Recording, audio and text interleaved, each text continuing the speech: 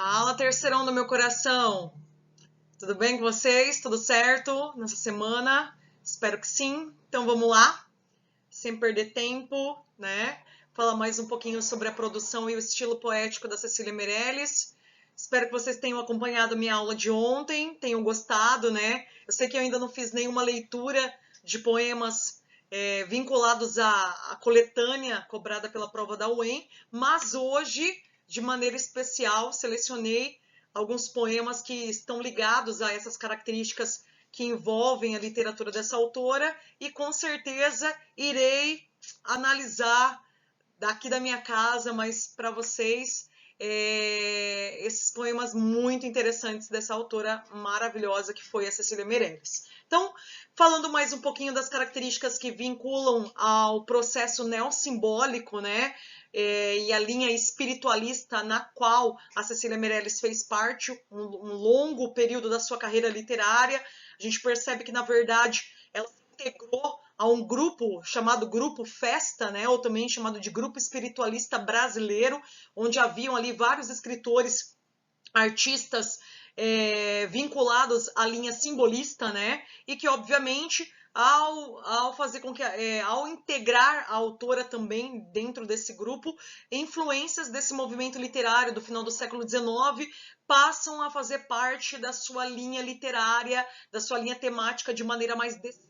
Né? Então a gente começa a perceber que a autora, né, a partir do seu segundo livro, Viagem, né, 1939, escolhe qual é a linha de temas que ela irá trabalhar ao longo de vários anos ali como escritora literária, não só escritora da linha lírica, mas também de outros gêneros literários, tá? A gente não pode esquecer, como eu comentei na aula de ontem, né, uma autora que, claro, trabalhou de maneira mais efetiva os poemas, né, a produção da lírica brasileira durante a segunda fase, mas que também tem dentro da sua carreira literária outras produções como crônicas, né, porque foi correspondente de jornais no Rio de Janeiro, escreveu também alguns contos, né, uma linha de prosa, então também tem essa produção dentro da sua enorme carreira literária, tudo bem? Beleza? Uma carreira literária sólida que faz com que ela também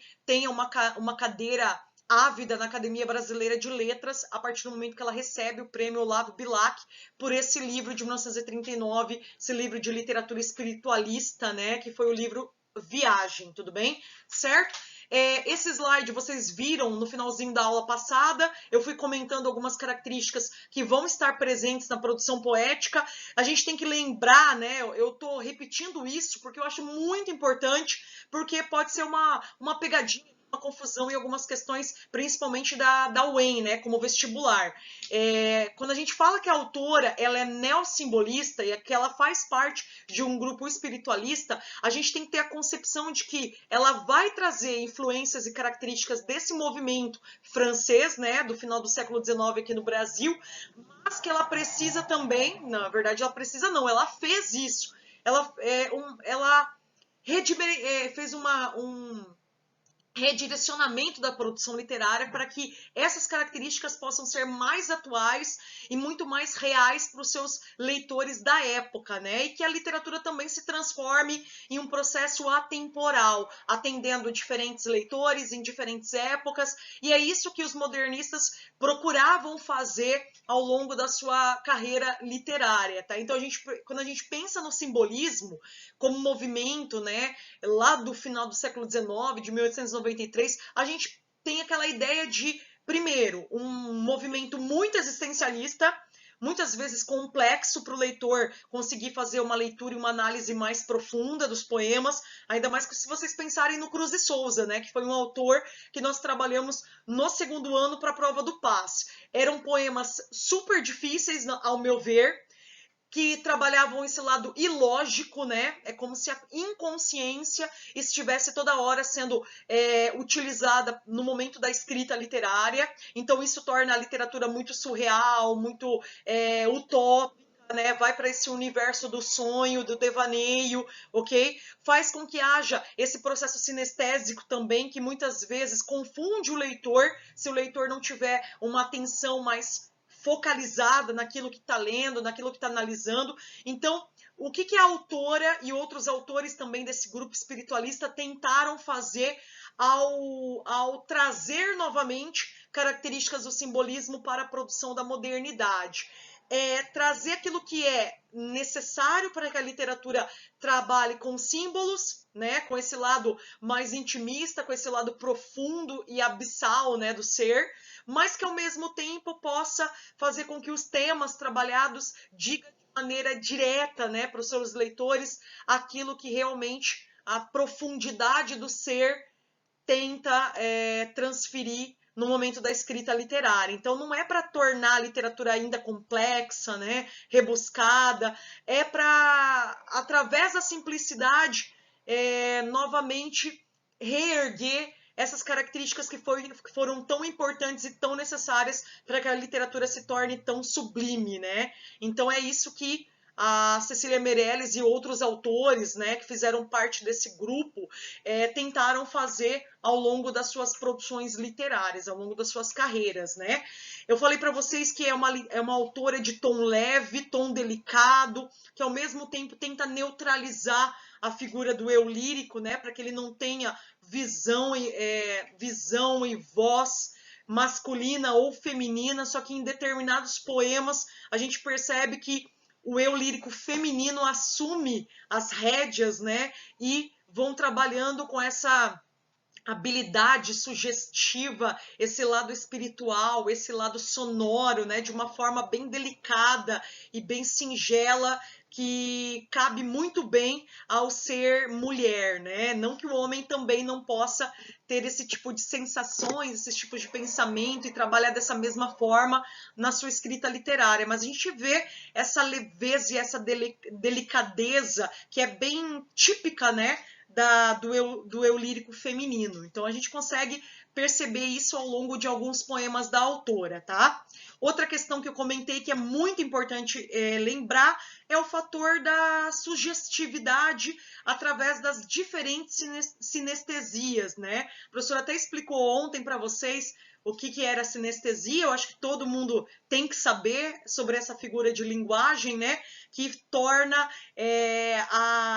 a literatura mais próxima, né, do leitor a partir do momento que ela vai tentando tocar, né, ou mexer com algum órgão do sentido, né, o paladar, o olfato, né, são as sensações que vão sendo criadas ali ao longo dos versos, né, versos muito musicais, atribuindo ali ao som através não só dos fonemas, mas também das escolhas do uso de aliteração e assonância, que fazem com que a literatura tenha esse vibrato, né, musical muito intenso, como era também no movimento no final do século XIX, beleza?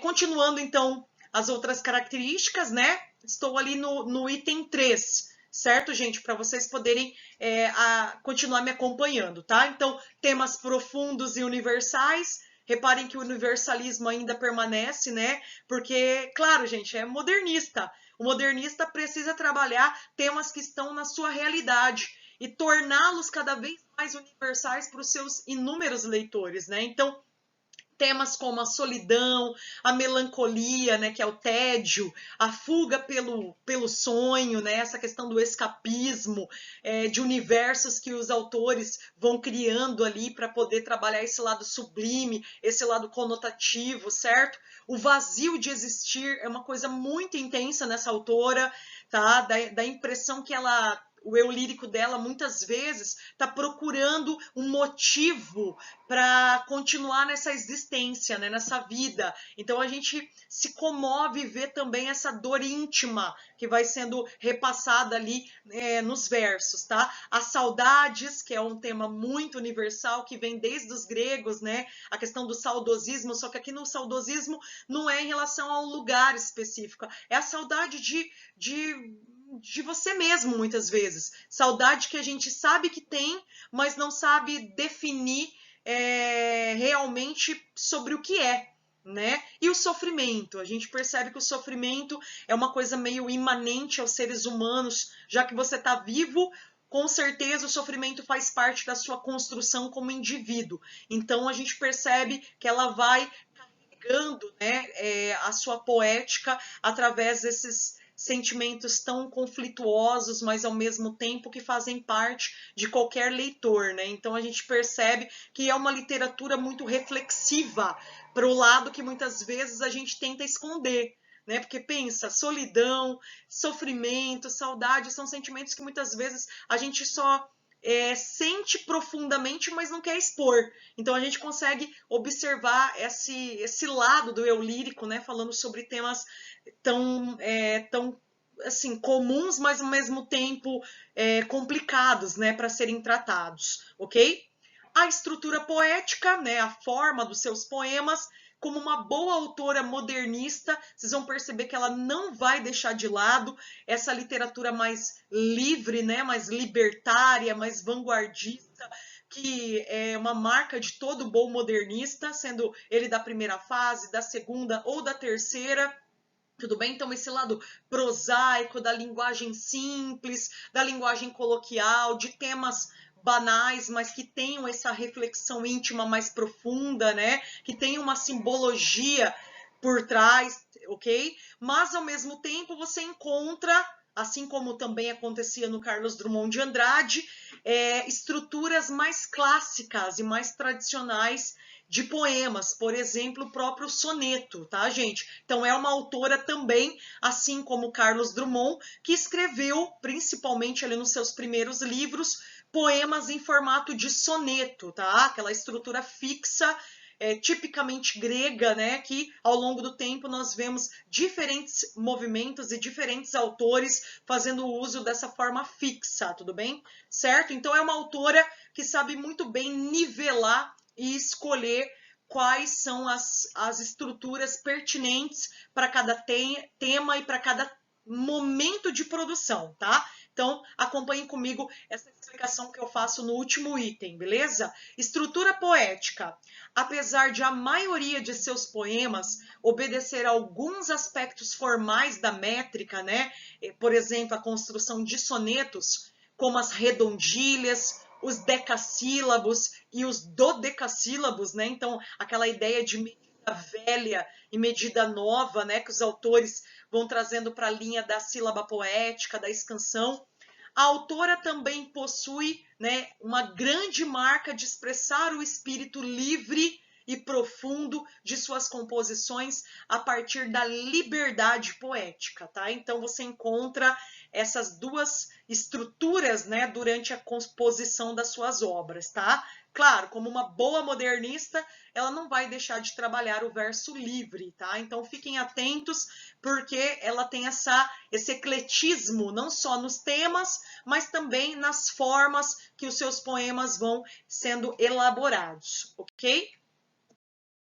Agora, dando continuidade, certo? Eu trago mais uma característica muito interessante em relação aos temas trabalhados pela autora, né? Que é a consciência. Isso aqui é uma coisa muito importante na produção dela, tá, gente? Então é muito comum aparecer nas provas, tá? Citando ali, sendo citado como um aspecto temático, ok? Então fiquem espertos se caso essa autora foi escolhida, né, para aparecer em algumas das questões de literatura do vestibular, tá? No caso, tudo bem? Então ali, ó, consciência da transitoriedade das coisas. Aquela ideia de que tudo ao nosso redor e até nós mesmos somos passageiros. Aquela ideia de efemeridade, né? Que a nossa vida ela tem um início e, consequentemente, ela vai ter um fim.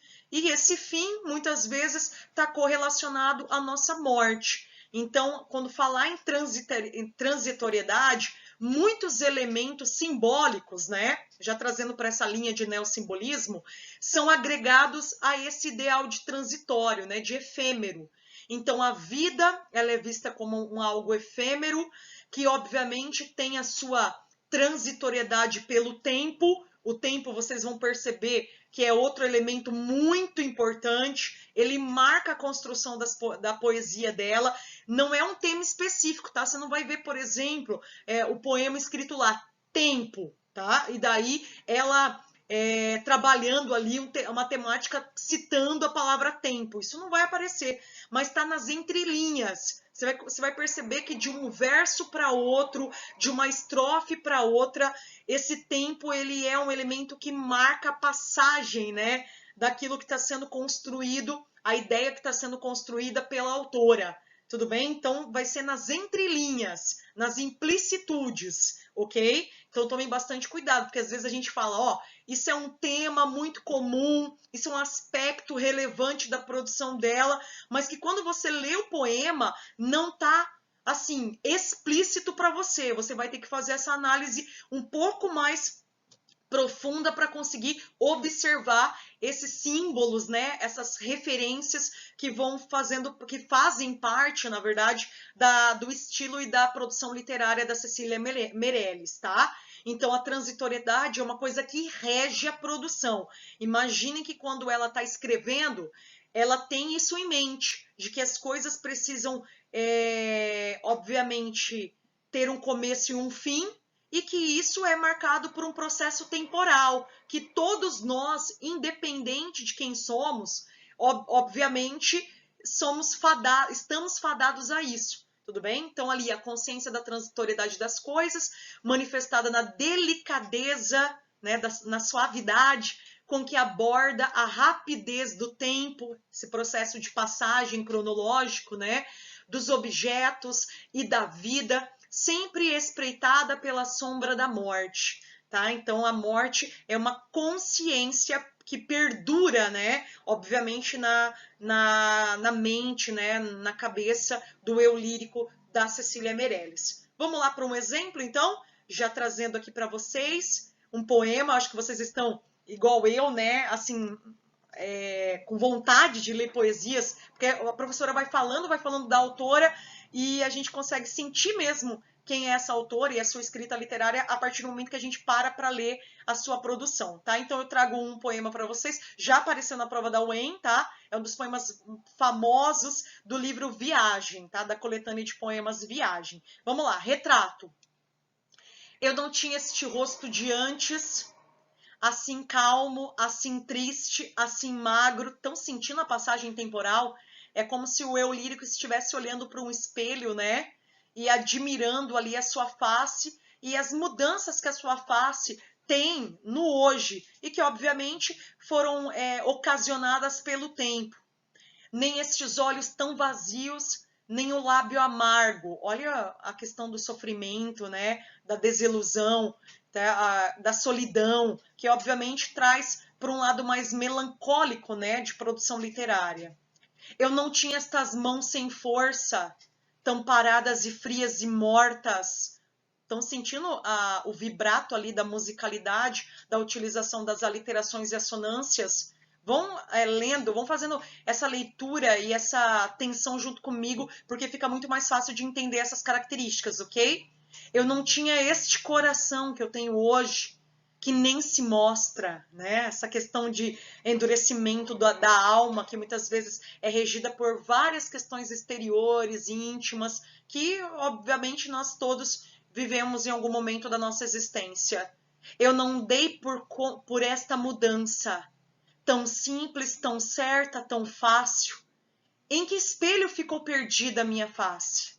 Tá? Então, a questão da retórica filosófica, né, que vem como se fosse uma pergunta íntima que o eu faz a partir do momento que ele se dá conta de todas essas mudanças, não só físicas, mas principalmente íntimas. Tá? Então, a gente tem ali um poema que marca não só a questão da transitoriedade, mas por si só já trabalha as demais questões que a professora citou para vocês nessa aula, tudo bem? Então, vendo ali o verso livre, a fluidez, né? Certo? Que é uma das marcas da singeleza da produção da Cecília Meirelles. Próximo, né? Mais uma foto da artista. Vocês vão percebendo que eu vou colocando várias fotos para que vocês tenham também esse contato, né, visual em relação à figura da autora, né?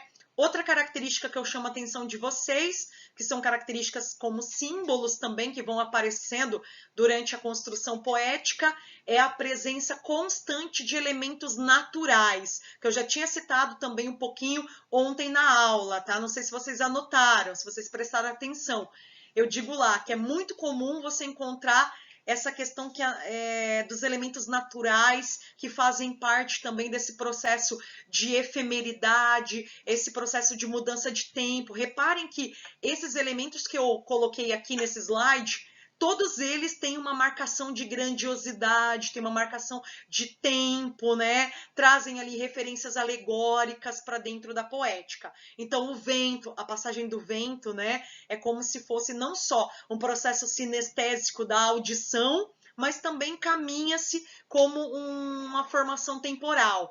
A água, que é um elemento muito temporal, né? Essa questão da água, da correnteza que leva as coisas, né? Que transforma também com a sua translucidez, certo? O mar, o ar, o tempo, o espaço, né? Essa questão do cosmos também, que era uma coisa muito presente nos simbolistas, no Cruz e Souza, daí a solidão e a música, né? Que vai entoando ali através das escolhas fonéticas e das escolhas morfológicas também, tá? A escolha ortográfica das palavras. Vamos lá para mais um exemplo, né? Inscrição. Sou entre flor e nuvem, estrela e mar. Por que havemos de ser unicamente humanos, limitados a chorar? Não encontro caminhos fáceis de andar. Meu rosto vário, né, diverso, desorienta as firmes pedras que não sabem de água e de ar. Então, na verdade, ela está tentando trazer esse lado mais filosófico, né, do pensamento, que é como se você procurasse as coisas, mas muitas vezes não consegue enxergar aquilo que realmente é certo, ou não tem certeza daquilo que quer, né, daquilo que pensa, para onde vai.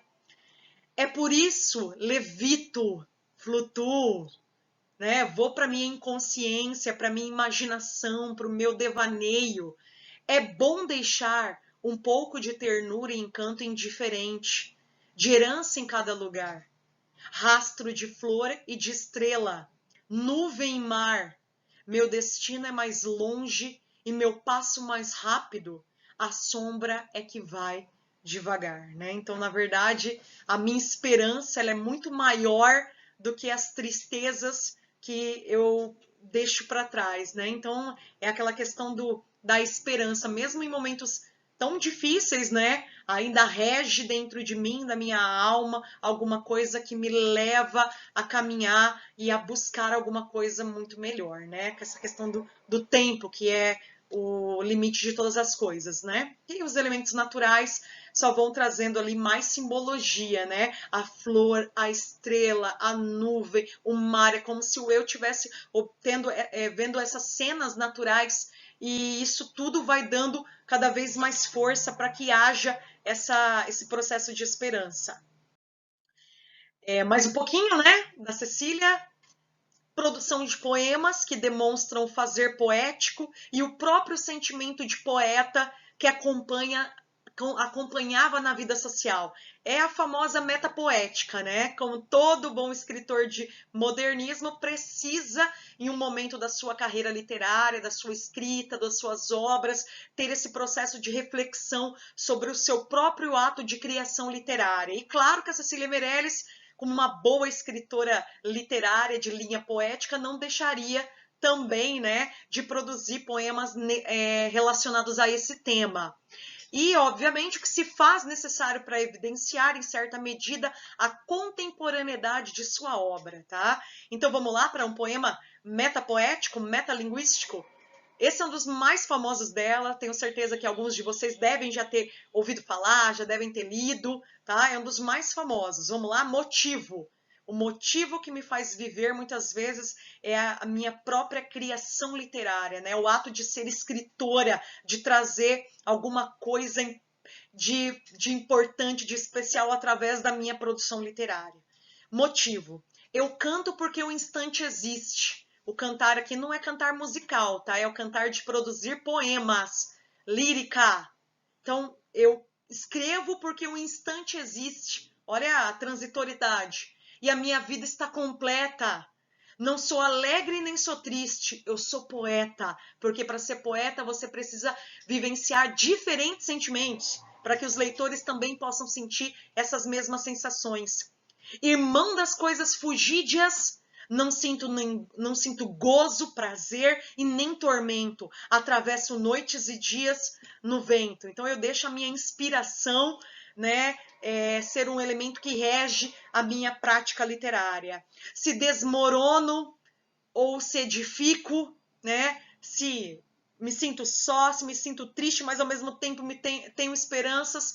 Se permaneço ou se me desfaço. Não sei se fico ou passo. Sei que canto, que produzo, que sou poeta, que sou escritora, e a canção é tudo. Tem sangue eterno, a asa ritmada, e um dia sei que estarei mudo, mais nada. Então um dia irei morrer, mas sei que as minhas produções existirão eternamente, porque a literatura, assim como a produção neossimbólica, ela é etérea. Tudo bem? Espero que vocês tenham gostado, tá? Por enquanto é isso. Já foi um catatal de coisas. E vamos lá. Quem quiser ler mais um pouquinho de Cecília Meirelles, não deixe de procurar as produções e eu mando para vocês no grupo livro em PDF, tá? Um beijo, fiquem bem e nós nos vemos na sexta-feira agora, né? Com a nossa aula de arte. Até mais. Beijo!